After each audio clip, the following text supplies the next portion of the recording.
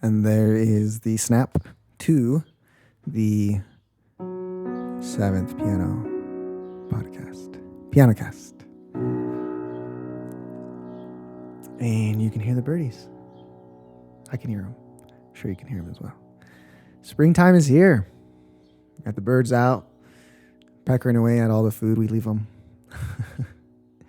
And summer is around the corner.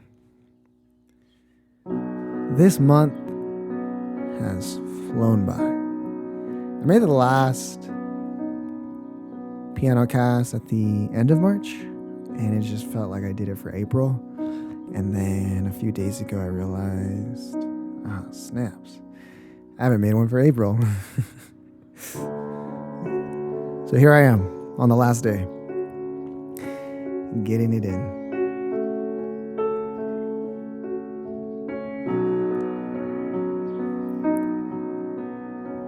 I feel like part of my experience of April flying by so quickly has been that I've been the most consistent I've been with my routine, my habits, my schedule.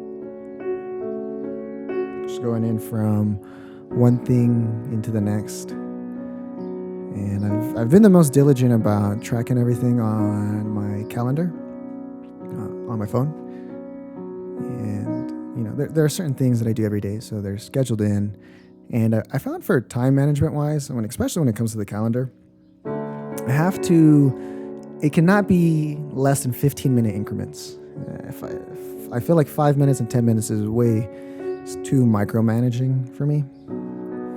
And some may think 15 is a lot, but I've noticed that as I've been tracking everything on my calendar and putting in what I've been doing, like even the time that I waste, and the things that I decide to do at certain hours, that it has to be in 15-minute increments. And I now kind of go by my day thinking in 15-minute intervals. For example, if I'm supposed to do something, let's say I'm supposed to go work out or go run at 2 o'clock, and now it's 2:10. Well, 2:05, I'll still consider it on my calendar that, okay, this is just part of me being late to the next activity. But once it hits 2:10, or past that 10 minutes, it's like I have to now adjust that on my calendar to make it at the start time at 2:15. So that way it's marked that way. So that's kind of how I go about it, instead of micromanaging every 5-10 minutes on the calendar, and partly because that doesn't really fit on the iCalendar. The 15 minutes just look better.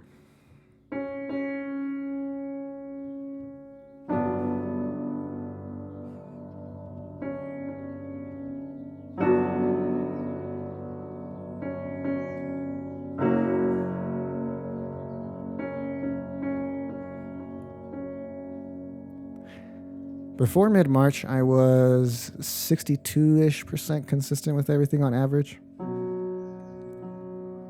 And then after mid-March, I'm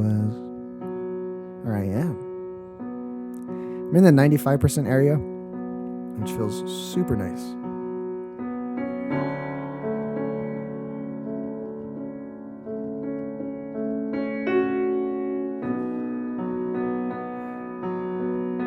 And what's been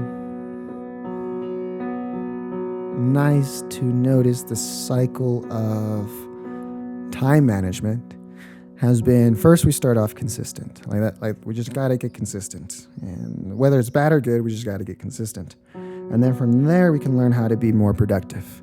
So now we have the consistency in place, and now we're getting more productive with our consistency because we can be consistently unproductive.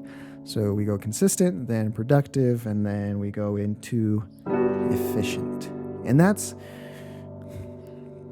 I'm in all 4 of these stages of time management.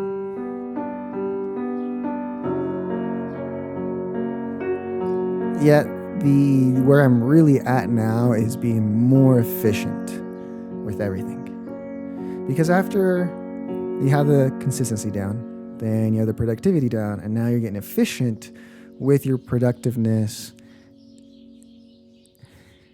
Those words are going in. Then you get to prolificness.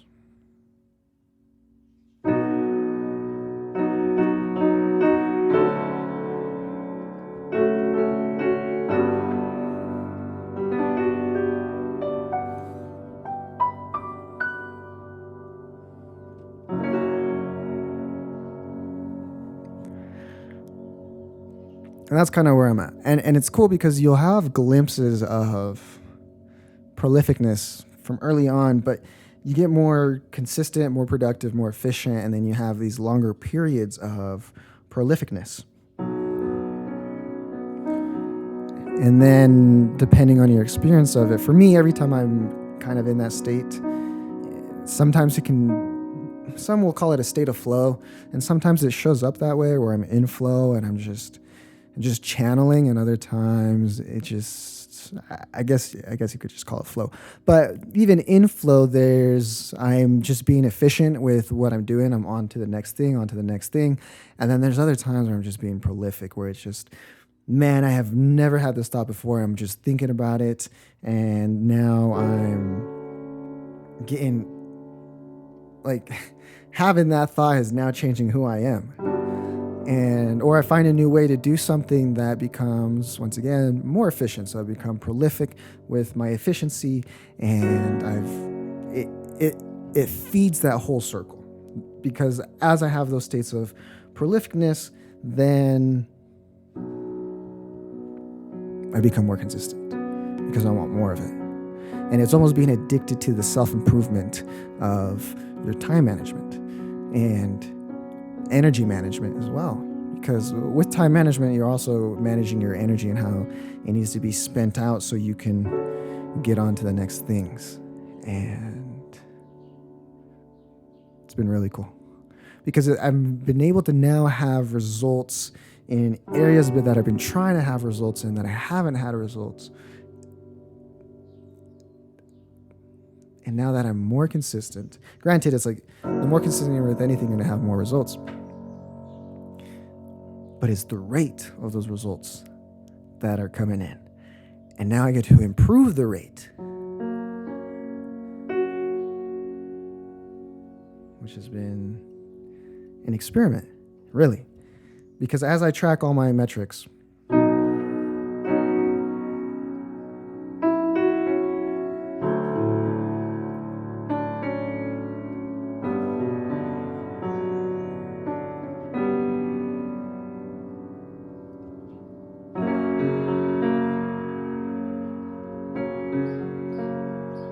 I've been able to improve them.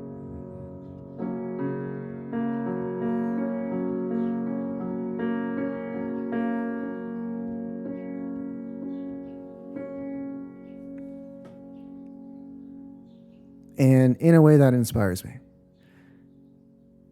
In many ways it inspires me. Because I have measurable, trackable metrics I can work on. The better I get, the better I want to get at them. The funny word about inspiration is that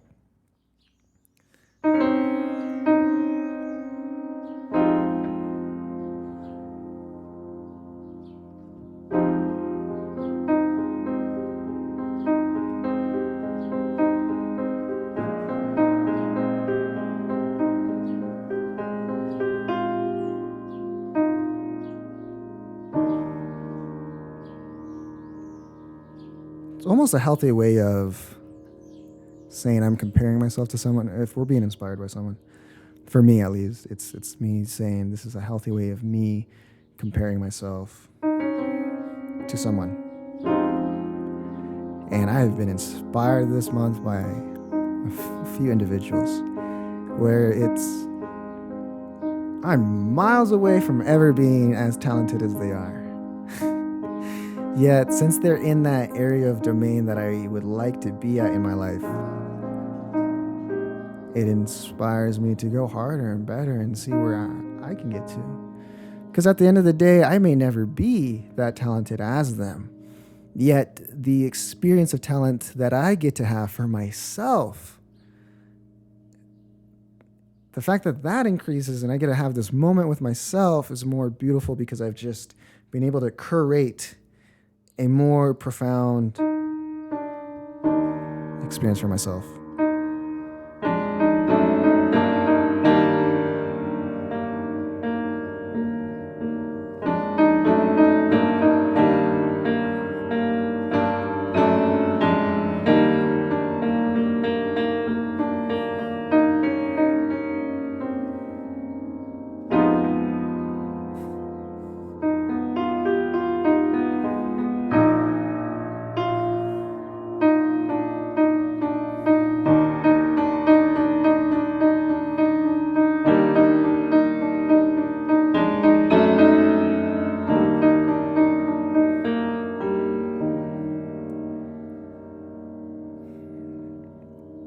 And inspiration doesn't need to come from one person either.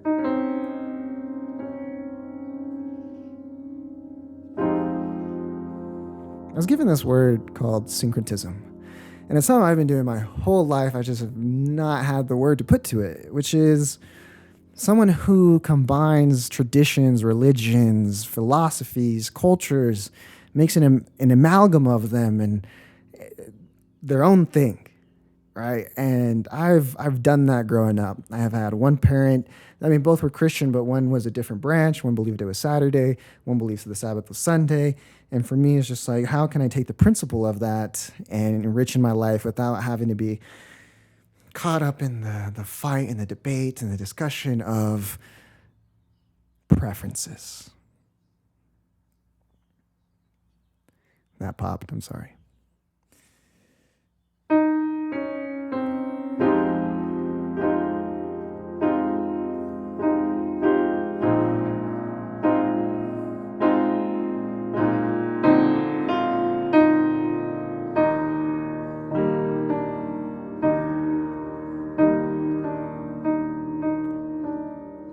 Been reading the Quran.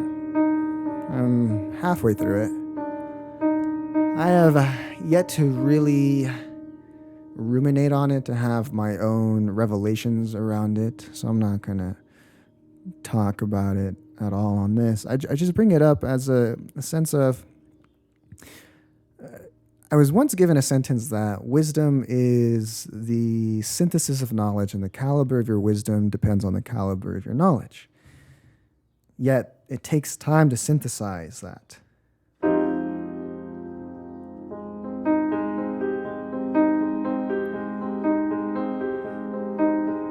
Yet I've definitely had some time to synthesize on some of the biblical stories.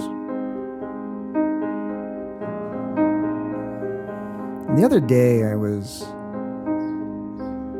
think I was in a prolific state of mind, where I was just writing it out.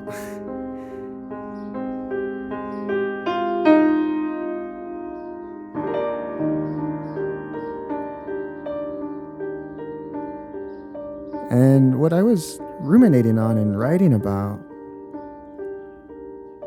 was this kind of, I wouldn't say a new definition for queen and king, but just some thoughts around it, which kind of led me into a whole tangent of thoughts, which is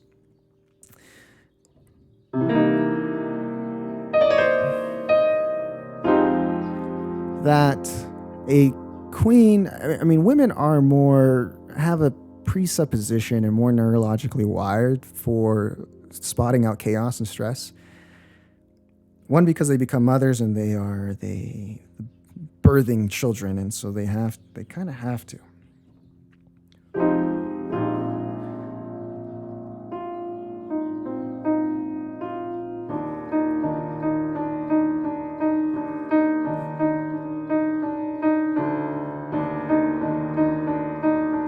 And men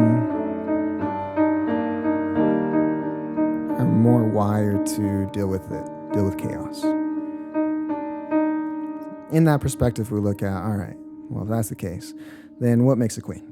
Queen is a woman that can spot stress across the board, and it came to me as I was thinking about chessboard. Can spot stress across the board and then bring it back to her king, and then the king has time to make these calculated moves because all he can do is move one step at a time. And a king really, in chess, really shouldn't be moving too much, because if a king is moving across the board, then he's now in chaos. Chaos has overcome him.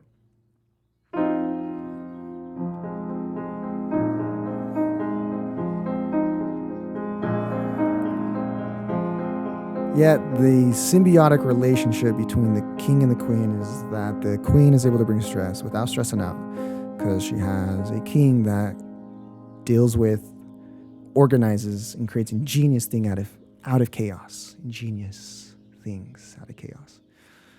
That gives him more time to do that. Now, granted, a king still needs to go see chaos, yet having a queen around helps him out a lot. And since the queen doesn't have to take on all that responsibility, she's able to spot stress, process it, move on, look for the next thing, look for the next snake. And then as we have this motif as a king organizes chaos. We see that in the very first book of Genesis, or in the very first book of the Bible, Genesis, that the task that Adam was given was to organize everything in the garden.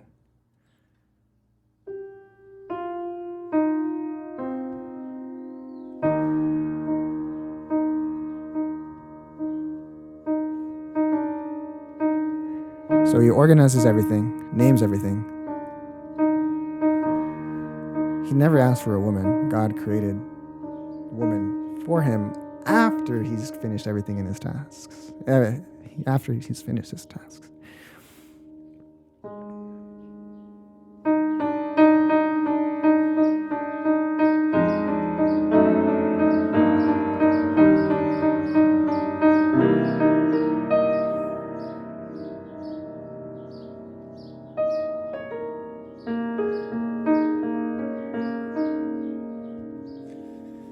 And what Adam does. And then it's Eve that introduces the devil to Adam. Once again, back to the queen brings the stress or the chaos, lets him know, hey, this exists. Yet how Adam dealt with that is not how we're supposed to deal with it. I'm going to go back to the first chord.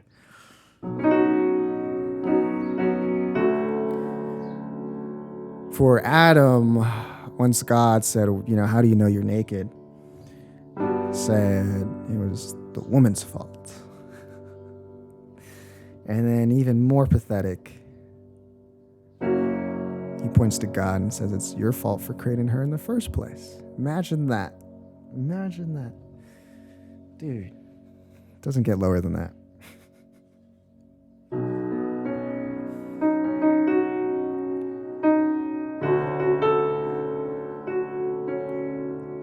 So as men, we have to overcome that. We have to overcome patheticness. And it shows up in our life.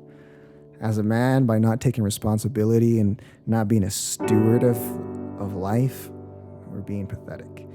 It shows up when, there's so many examples I could give of just men being pathetic around women and how they interact with women. So I'm not going to even go there. But another example is that the poor sportsmanship. And I'll speak from just personal experience. I remember my cousins were out in Peru and we wanted to go play some soccer, and I'm not the best at sports. And I'm getting run down. Like I just, like I said, I'm not good at sports.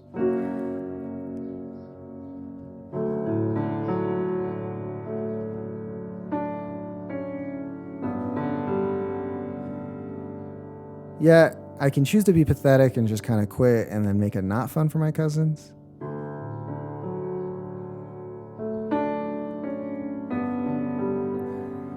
Or I can make it hard for them to win.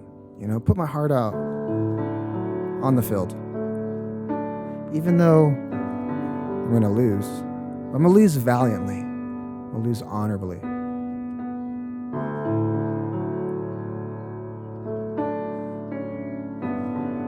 And that's what I decided to do. Just being pathetic at first.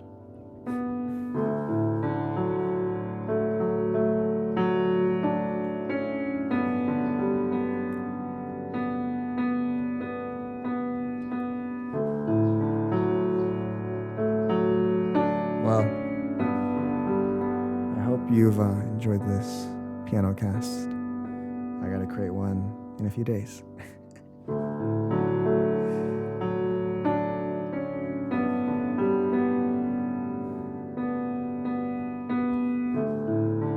Explore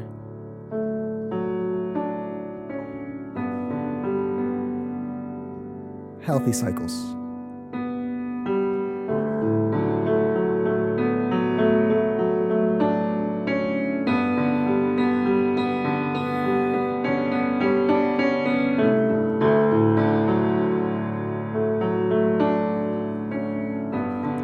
Cycles that improve you. Life cycles a lot. You look at the geometry, which is kind of how plants are built, nature's built out. A lot of it is built on looping in cycles. So if you can find yourself a healthy circle,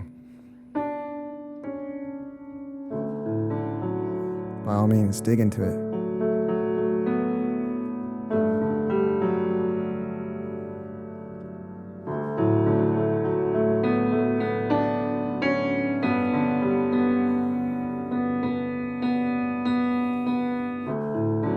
For the circle that I've been exploring has been getting consistent, then productive, then efficient. And then from there, experiencing states of prolificness. That last stage isn't something that I